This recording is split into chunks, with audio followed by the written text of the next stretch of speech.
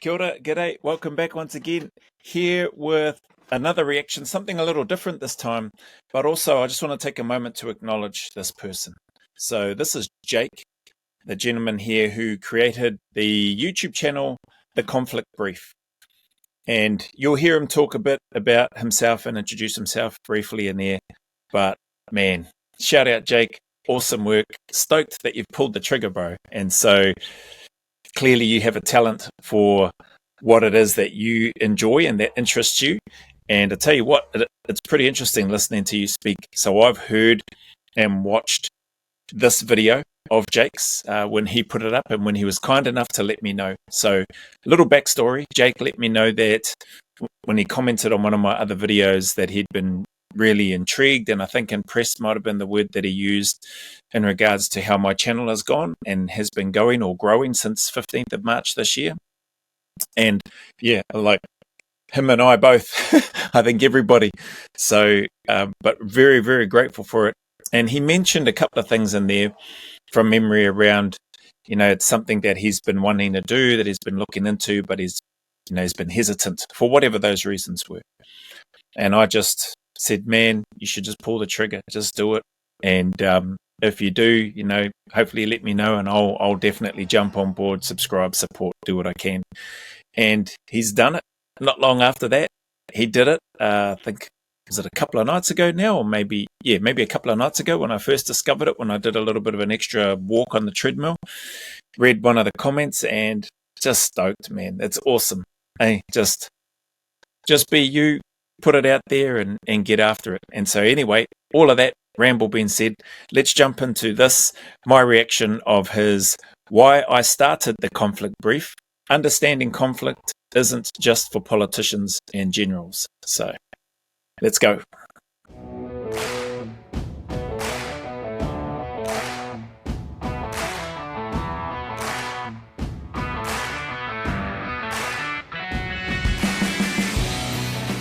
G'day and welcome to the channel. Do you ever feel like the world is always just teetering on the edge? Like even when one war ends, something else flares up somewhere else. There's a reason for that, and it's probably not the reason most people think. Now, I want to make something abundantly clear up front. I'm not military. I've never served before, and I'm not some policy analyst. But I do come from a background where making sense of complexity, risk, and competing priorities is the job. I love that, eh? Real transparent up front, not military, not a policy analyst. Doesn't seem like he has a hidden agenda, but he's clearly got a background and expertise in unpacking complexities and that sort of stuff and making sense of competing priorities, I think he said. Sorry, I'm not going to rewind it and go back, but clearly he's got some skill, he's articulate, and love the fact that he's honest straight off the bat in and around what he says he doesn't have or what he doesn't come from in terms of his background. Leading and delivering in environments where decisions do matter.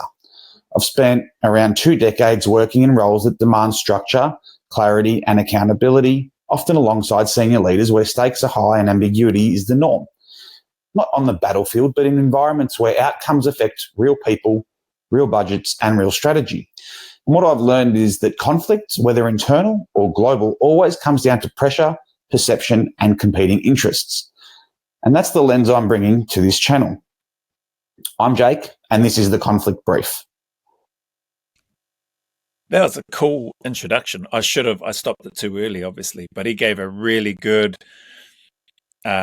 summary of his background, what he does, how that applies, without going into all the detail. So again, I think for me, it just reinforces the expertise, the skill that he has, and just the way he's been able to deliver and articulate that is awesome. And you know what? I did observe and notice when I watched this the first time yesterday that, was it yesterday? No, it was the day before yesterday, the night when I got the message, that his editing's pretty cool too. It's like blinking way better than mine.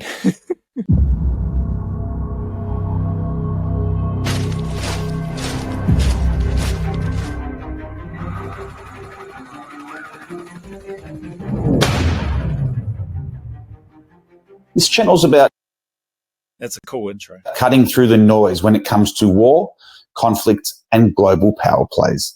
The stuff that shapes the world but often gets distorted or drowned out by spin, slogans, or silence. And I'm not here to push an agenda. I'm here to make sense of what's actually going on and why it matters. So here's what most people get wrong. They tend to think that peace is the norm, that war is rare, a mere blip on an otherwise peaceful timeline. But if you have a look, history tells quite a different story. There's this quote from historian Will Durant, and he reckons that in the last 3,400 years, humans have only had around 268 years without war. That's less than 8%. Or, to put it bluntly, for every year of peace, we've had almost 12 years of war. And that's just formal wars between nations. It doesn't count revolutions, civil wars, tribal clashes, the stuff that doesn't always make the history books. So yeah, war isn't a glitch in the system. It kind of is the system. And That's... Sorry, I cut him off midstream there where he was just about to say that caption down there, and that's the point I'm trying to make. Man, so many things just in that. Just hearing it for a second time, there's a little bit more information going through. Less than 8% for every year of peace. We've had 12 years of war. That's not even including the revolutions, the civil wars, the tribal wars. And that last part that he was just talking about, the system, or that war is pretty much is the system, and that's the point he's trying to make. Far out. I know this hit me the first time when I heard it, but I just sort of went through it quickly. And then now having an opportunity to sit down and have my memory jogged from what he shared the first time when I listened to this video. Man, stuff's sinking in, eh? And it's cool that he's got this. It's cool that he's created this channel, because not that I've gone searching for stuff like this, but I don't know of anybody else providing or delivering this type of content in this way. With I still don't know. I don't know specifically what his background is, but clearly intelligent, and clearly got a knack and a skill for being able to grab the information, research, analyze, and then deliver it for us. And that's the point I'm trying to make. After World War II, we tried to fix that. The UN, NATO, a whole network of treaties all built to keep the peace. And if you lived in the West, it felt like that was working.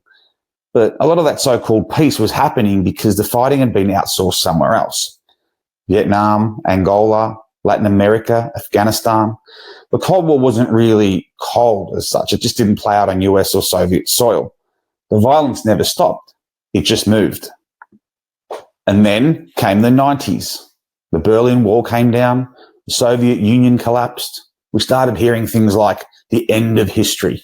It felt like we were entering a peaceful, globalized era. But while the West was catching its breath, the rest of the world was on fire. Rwanda in 1994, almost 1 million people killed in 100 days. That's insane. The Balkans, ethnic cleansing and genocide in the heart of Europe. Somalia, 1993, the Black Hawk Down incident. Chechnya, a brutal war inside Russia's own borders. And the Congo, what started in the 90s became Africa's world war. Millions died. And that's not even the full list. We had Sierra Leone, Liberia, Algeria, Sudan. The 90s weren't peaceful. That's the perception. The reality was it wasn't. We just weren't paying attention. That hit me the first time I heard this, when he was going through and rattling off all those things that had been happening, and then talking about the 90s, which was when I joined the army. And I think at the time, before I joined the army, I'd heard of the Gulf War, the first Gulf War, and then Bosnia, and the Kiwi contingent and that Kiwi forces that deployed to Bosnia in a UN capacity. That deployment had already been and gone, so there was nothing happening, and it was peacetime. Like, we're in peacetime. There's nothing going on. But man, all I needed to do, or all anybody needed to do, really was just have a look at the news if you were that way inclined. That wasn't really something that I was interested in, or that I spent a lot of time focusing on. Probably not until September 11, to be honest, from my perspective anyway. that did probably start to shift a little bit, maybe just prior to that when I was on cycle in NZ. But yeah, that was probably the time for me anyway. And just look at everything. Me, oblivious to all this other stuff. I'd heard about these things in terms of situations and things that were happening in those parts of the world, but I never did any research. I never did any study of it. I never took the time personally to dig into it.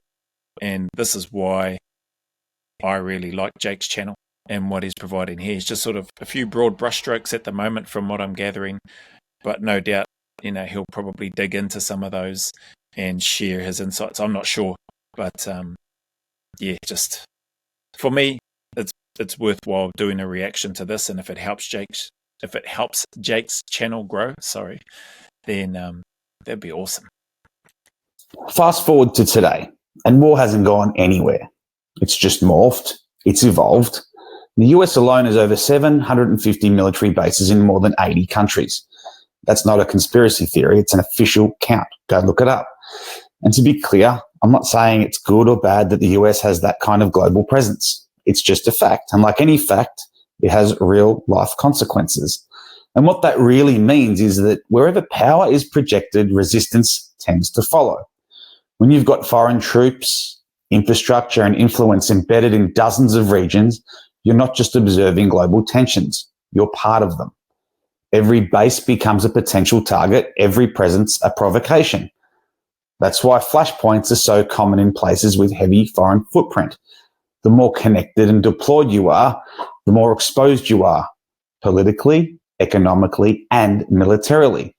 And to make it clear, a flashpoint is just a place where tensions are so high, it only takes a spark to ignite something bigger. Think Taiwan, Gaza, and the Sahel. And the Sahel is just that unstable belt under the Sahara where coups, insurgencies, and foreign powers are all clashing. And war doesn't always mean boots on the ground anymore either. Now it's drones, which we've seen a huge increase and evolution in the tech out of Ukraine and Russia. Cyber attacks, similarly. Covert advisors, economic warfare, such as the sanctions, information manipulation. New tools, same agenda. Right. A lot of points, A lot of I don't know if it's true or not, but we saw in the news here maybe a few days ago the internet here at least in Wellington was blinking massively disrupted, and then because it wasn't normal, like I was having issues with some of the stuff that I was trying to do, and it just kept dropping out, and we'd never had that issue before.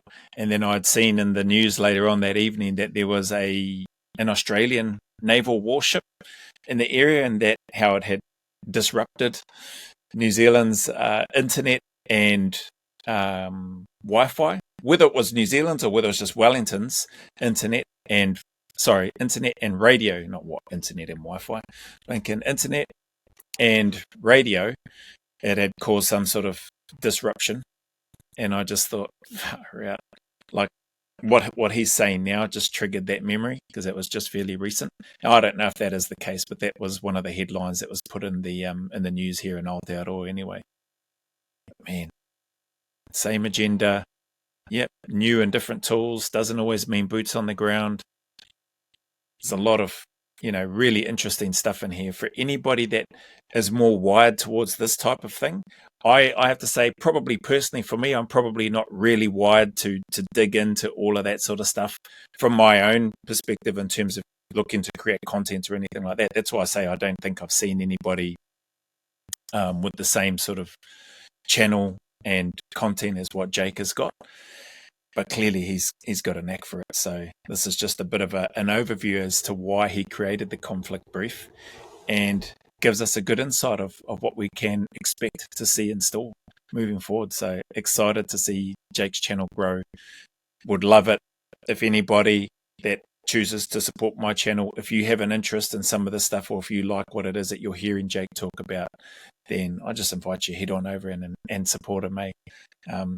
That'd be awesome. I know he would very much appreciate it, as would I. And yeah, he's doing some good work by the looks of things. This is the first one. I think he's got a second video up now. So yeah, more power to him, eh? Now, what you're probably thinking is, yeah, but all that stuff's happening over there. It's easy to do that when you're tied up with life day to day. But here's the thing. War never stays over there. For example, Ukraine. That shook global food and fuel prices. Middle East tensions, still warping energy markets. Sudan collapsing, already triggering mass migration and regional instability. You know what? I love his edits and that he puts in there with regards to when he's talking about things and then has that visual and breaks it up. That's pretty cool. It's probably something I need to try to do, but yeah, I'm just going to keep doing what I'm doing. I've got no plans to try to zhuzh it up even more. Well, I say even more. It's not really it's not really that zhuzhed up, eh? But I really love what he's got here. This keeps my attention anyway, personally, with regards to the type of content that he's got and what he's delivering. Now, war may not show up on your doorstep, but it always finds a way to show up in your life. And that's why I started this channel, The Conflict Brief. It's not to fearmonger, not to play politics, but to actually understand what's going on. On this channel, we're going to cover active conflict zones and strategic flashpoints. We'll explore the psychology and the propaganda of the modern warfare. We'll look at how tech, like AI and drones, are redefining the battlefield, the hidden costs of war, even in times of peace, and how ordinary people like you and I, often with the least power, bear the biggest burden. We'll break down what's actually happening. We'll look at maps, timelines, footage. Now, this is not going to be, I'm hoping this is not clickbaity or just noise. I'm aiming for clarity. So if you want to see the world more clearly, beyond just the headlines and the hype that you see day to day, this is the channel for that. Subscribe, stick around, and let's look at conflict together for what it really is. Not just a matter of bombs and borders, but a mirror of how the world really works. Thank you for your time. That is absolutely invaluable, and hopefully see you in the next one. Cheers. Man, that is a cool introduction video about what his channel is about, what he's going to be doing, the fact that he's got no agenda, and not to fearmonger, but to give us, you and I, an opportunity to have a look at the world through a different lens rather than what we just get fed through headlines of maybe standard or usual media platforms. Here's a bloke, here's a guy, here's a fella over there in Australia who has talent, skill, some knowledge, experience, and ability, not only with the video editing stuff, but in and around these types of things that interest him regarding active conflict zones, flashpoints, etc., which he's touched on and spoken about. And it is cool to see him executing on what it was that he shared with me anyway, that he'd been procrastinating for many years, I think it was, before doing this. Brother, you're here now, man, and I can tell you what, I'm super stoked for you. I'm excited to see your channel blow up and grow. I'm excited to hear what it is that you have to talk about. I will try to get to your channel and your content as often as I can. Thank you, bro, for allowing me the opportunity. I asked him if it would be all right if I did a reaction to his video, and he was kind enough to say, yep, no worries.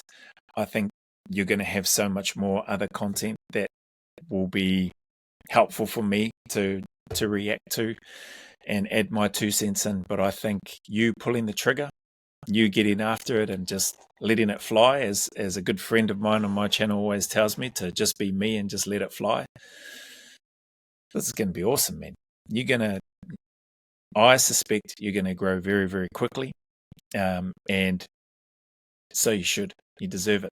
So anyway, to anybody out there, before that, thank you very much, anyone who's taken any time to come along. Hopefully you've checked out Jake's channel and hit subscribe already to his channel and showing him some support, especially if it resonates with you, if it interests you. So what he's talking about and the fact that he does all that research and then we'll combine that together and then share it for you and I to consume and have a look at and add to our own knowledge basket of whatever our perceptions are, then I think that's pretty awesome. So thank you very much for your time and support, as always. Very much appreciated. Now, as always, anybody going through any challenges, difficulties, hard times, hardships, just keep tuning up. Anybody procrastinating or thinking about whether or not they should do something, pull the trigger, start a channel, should go for a certain job, should leave a certain job, or whatever it might be, I just encourage you to keep tuning up, keep staying in the fight. If that place isn't for you, and or if that thing is something that you want to do, then I encourage you and invite you to pull the trigger and get after it. Know that you're not alone. Know that, it can be daunting and uncertain, and that it's okay to lean into those things as long as you're prepared to commit and work hard and be disciplined and stay consistent. That aside, those that are going through actual struggles and burdens and that are weighing you down, that are making it so that you're wondering whether or not it's worth getting up each day, I can 100% tell you that it is. It's worth it getting up every day, no matter how miserable, lonely, and heavy the burden may be that you're carrying. Get up, keep moving forward, keep putting one foot in front of the other. I promise you the sun will shine again. There are better days ahead, and there is a light at the end of that long, dark, lonely, and miserable tunnel. So keep turning up. As always, go always a little further. Remember, who dares wins and who cares wins. And until the next video or milestone or YouTube post or Q&A emails, comments, questions that come through, there's a big mana wave coming from me to you, filled with my aroha, respect, appreciation, and gratitude for you all.